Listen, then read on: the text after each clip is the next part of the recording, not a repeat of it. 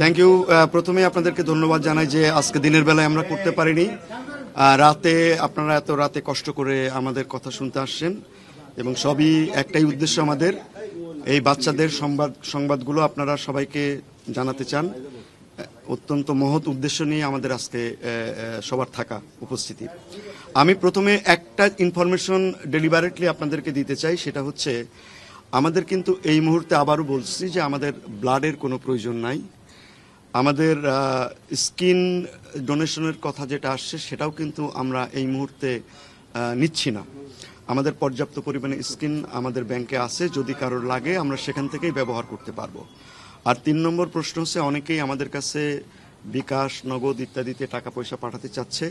এগুলোরও কোনো প্রয়োজন নেই, কারণ আমাদের সমস্ত এই বাচ্চাদের জন্য সমস্ত খরচ যা যা লাগবে, আমাদের ইকুইপমেন্ট এভরিথিং সরকার থেকে সমস্ত কিছু সরবরাহ করা হচ্ছে। এগুলোর কোনো কিছুরই আমাদের অভাব নেই। সুতরাং এই জায়গাগুলো আপনারা সম্ভব হলে মানুষকে জানাবেন যে এই বিষয়গুলো নিয়ে যাতে আমরা আর বেশি সময় নষ্ট না করি।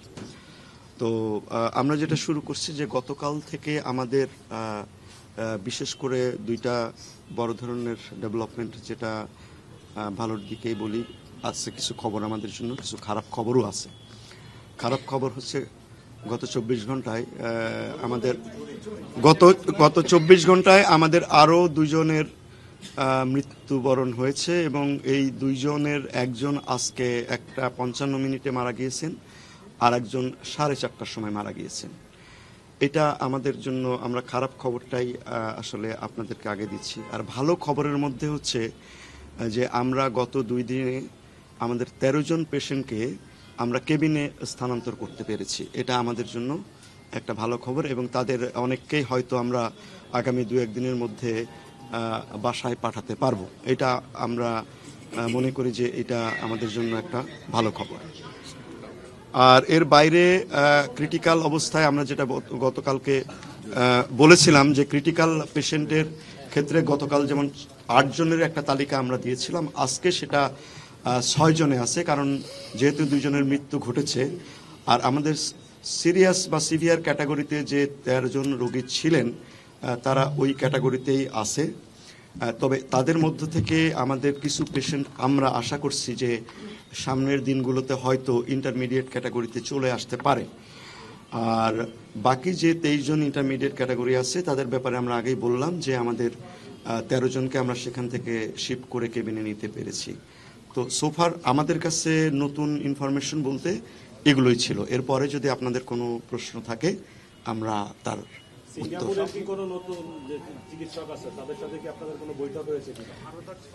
অবশ্যই সিঙ্গাপুরের সঙ্গে আমাদের বৈঠক হয়েছে, কারণ গতকালকেও তাদের সঙ্গে আমাদের বৈঠক হয়েছে, আজকেও। আপনারা জানেন যে আমরা এই পুরা প্রক্রিয়াতে, পুরা ম্যানেজমেন্ট প্রোটোকলে আমরা মাল্টিডিসিপ্লিনারি একটা বোর্ডের মাধ্যমে কিন্তু ডিসিশন নিচ্ছি এবং আমরা প্রতিদিনের মতো আজকে সকালেও সেই মাল্টিডিসিপ্লিনারি বোর্ড আমরা বসেছিলাম একসঙ্গে। বসার পরে বিভিন্ন রোগীর ক্ষেত্রে আমাদের যে ট্রিটমেন্ট প্রোটোকল, ড্রেসিং চেঞ্জ সহ অন্যান্য বিষয়গুলো একসঙ্গে বোর্ডের মাধ্যমে ডিসিশন নিয়ে আমরা আজকে সম্পাদন করেছি। এবং এখানে একটু কথা এসছে যে ভারত থেকে চিকিৎসক এসছেন, চায়না থেকে চিকিৎসক এসছেন, সিঙ্গাপুরে তো আছেনই, সিঙ্গাপুরে আগে এসছেন। এই বিষয়টা যদি পুরো একটু বলেন, কোন কোন দেশের চিকিৎসকরা এখানে? আমরা ইতিমধ্যে সারা পৃথিবীর বিভিন্ন দেশ থেকে এই চিকিৎসার জন্য সহযোগিতার আশ্বাস পেয়েছি।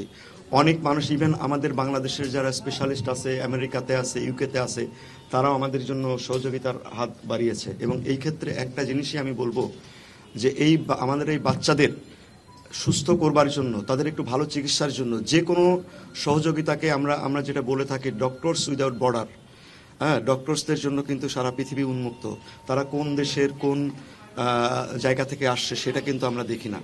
আমাদের একটাই বিষয় যে যাদের কাছ থেকে আমরা সুপরামর্শ পাচ্ছি এবং এই পরামর্শ আমার বাচ্চাদের জন্য, ভালোর জন্য, সুচিকিৎসার জন্য যে অংশটা আমাদের কাছে, আমাদের এই বোর্ডের কাছে ভালো মনে হচ্ছে, আমরা তাকেই অ্যাকসেপ্ট করছি। এখানে Singapore, India, Pakistan, China, Japan, কাউকেই আমরা আলাদাভাবে দেখছি না। সবার পরামর্শটাকেই আমরা বাচ্চাদের জন্য যেটা পজিটিভ হচ্ছে সেটাকে আমরা সানন্দ চিত্তে গ্রহণ করছি। এবং এখানে আমাদের দেশের আমরা যারা এক্সপার্ট আছি তারা এই মত বিনিময় করার ক্ষেত্রে আমাদের মধ্যে কোনো ধরনের কোনো সন্দেহ নাই বা আমাদের মধ্যে কোনো ধরনের কোনো দ্বিমত নাই। আমরা যা কিছু করার চেষ্টা করছি সব কিছুই আমাদের এই বাচ্চাদের ভালোর জন্য। এখানে আমাদের মধ্যে কোনো ধরনের অন্য কোনো কনফিউশন নাই। স্পেসিফিক্যালি যা শুনেছি সেটা কি সঠিক কিনা? কোন দেশের ভারত এবং চীন থেকে বিশেষজ্ঞ দল বা প্রতিনিধি এসেছে কিনা? ভারত থেকে প্রতিনিধি দল এসেছে, চীন থেকে এখন পর্যন্ত প্রতিনিধি দল এসে পৌঁছায় নাই। তবে তাদের সঙ্গে কিন্তু আজকে আমরা আমাদের এই রোগীদের কেস সামারিগুলো নিয়ে আমরা জুমে কথা বলেছি। তবে আমরা যতটুকু ইনফরমেশন পেয়েছি যে চীন থেকে আজকে রাতে 5 জনের একটা বিশেষজ্ঞ দল আসার কথা, বাট তারা এখনো পৌঁছায় নাই। তারা যদি আসেন, ওনারা আসলে ওনাদের সঙ্গে যদি ওনার প্রয়োজন মনে করেন, ওনারা যদি আমাদের সাথে কথা বলতে চান এই বিষয়ে, আমাদের যদি কোনো সহযোগিতা দিতে চান, অবশ্যই সেটা আমরা গ্রহণ করব। আচ্ছা, পৌঁছাতে পারে। আমরা শুনেছিলাম যে আজকে রাতে পৌঁছাবে। এই বিষয়টা আমাদের ফরেন অ্যাফেয়ার্স করছে যে আসলে তারা আমাদের সঙ্গে ট্যাগ করাই দিবে, এবং ট্যাগ করালে হয়তো আমরা আগামীকাল সকালে হয়তো তাদের সঙ্গে বসতে। তারা সিদ্ধান্ত, বিষয়টা আমি আগেই বলেছি, বিষয়টা সিদ্ধান্ত না, বিষয়টা একসঙ্গে কনসালটেশনের বিষয়। তারা আমাদের সঙ্গে আমাদের কেস যেগুলো আছে সেগুলো নিয়ে তারা দেখেছেন এবং তারা কিছু মতামত দিয়েছেন। আমাদের বোর্ডের সঙ্গে আমরা সেগুলো নিয়েও আলোচনা করেছি এবং আমরা সেগুলো যেগুলোকে মনে হচ্ছে যে আমাদের রোগীদের জন্য ভালো, আমরা সেগুলো গ্রহণ করছি। এ ব্যাপারে আমি আগেই যেটা বললাম, কোনো দেশের চিকিৎসককে আমরা আলাদা করে দেখছি না। আমরা অলওয়েজ ভাবছি যে ডক্টরস আর উইদাউট বর্ডার্স। তারা যে 6 জনের কথা বলা হচ্ছে খুব ক্রিটিক্যাল, তাদের আসলে কতটুকু বার্ন আছে এবং তাদের ক্ষেত্রে স্যার উন্নতি হওয়ার কোনো সম্ভাবনা দেখছেন কিনা, বা তাদের জন্য আপনার বিশেষ কোনো পরামর্শ বা বিশেষ কোনো পদ্ধতিগত পদক্ষেপ আপনারা নিয়েছেন কিনা? ধন্যবাদ।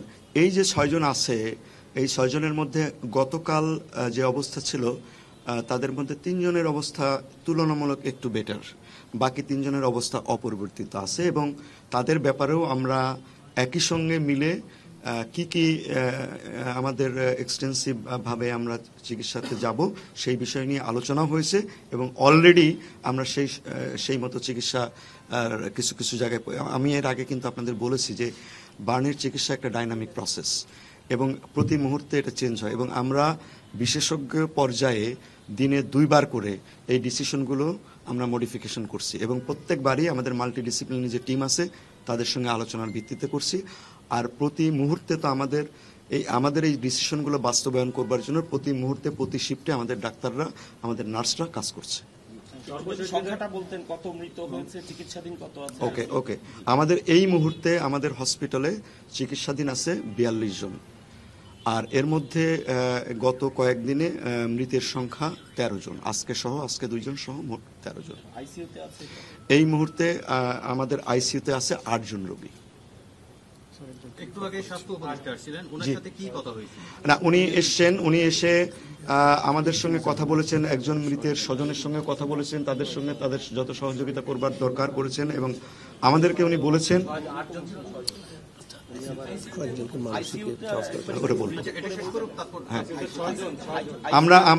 আমরা যদি আমাদের উপদেষ্টা মহোদয়ের কথা বলি, উনি আসছিলেন, এসে আমাদের সঙ্গে ডিটেলস কথা বলেছেন।